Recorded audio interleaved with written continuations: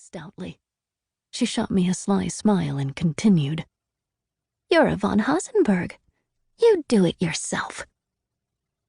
That was as close as any of my sisters ever got to asking me what had really happened. And every time it caused a riot of emotions. Fear, anger, relief, love. As I waited to see if this time would be the time they would ask.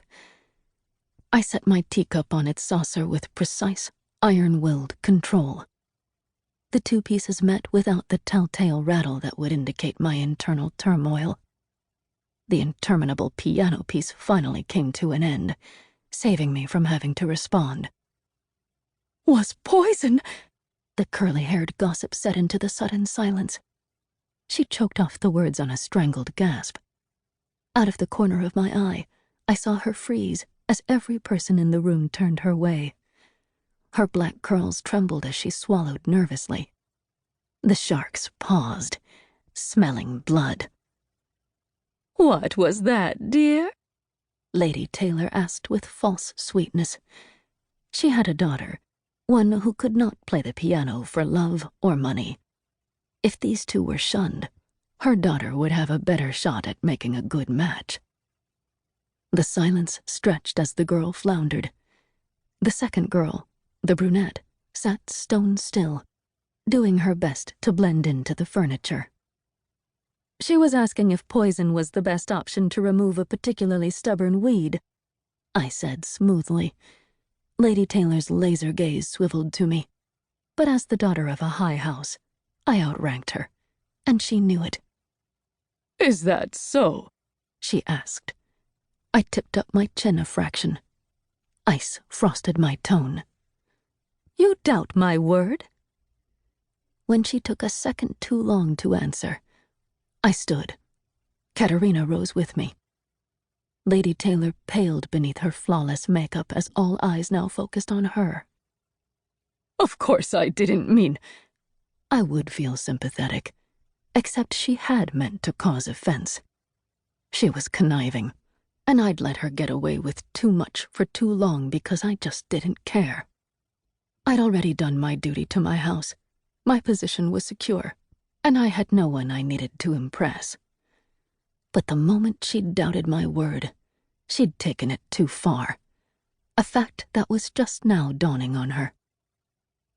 "I realized I have somewhere else to be," I said. I turned to the curly-haired gossip.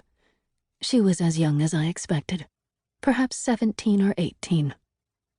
"Walk with me," I said. She rose but kept her head bowed. When the brunette started to rise too, I shot her a quelling glare. She wilted back into her seat. She hadn't attempted to bail her friend out, so she would have to fend off the sharks on her own. I linked arms with the curly-haired girl and swept from the room over the protests of Lady Taylor. Katerina kept pace beside me. We didn't speak until we'd cleared the front door. "My lady, I'm so sorry," the girl said miserably as I pulled her along toward the transport platform.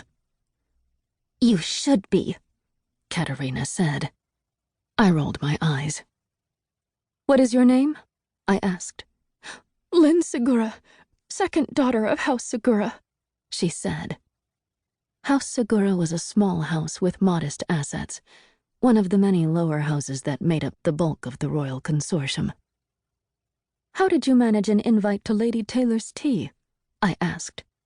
House Taylor was one of the more powerful lower houses.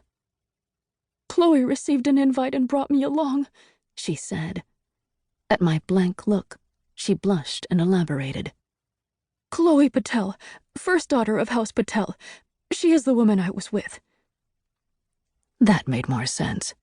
House Patel was also a lower house, but they had 3 eligible sons around the same age as Lady Taylor's daughter, and their interests dovetailed nicely with House Taylor's.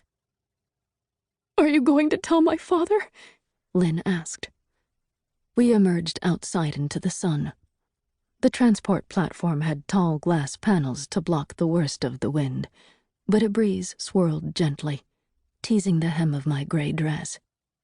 Serenity sparkled under the cloudless sky. The only city on earth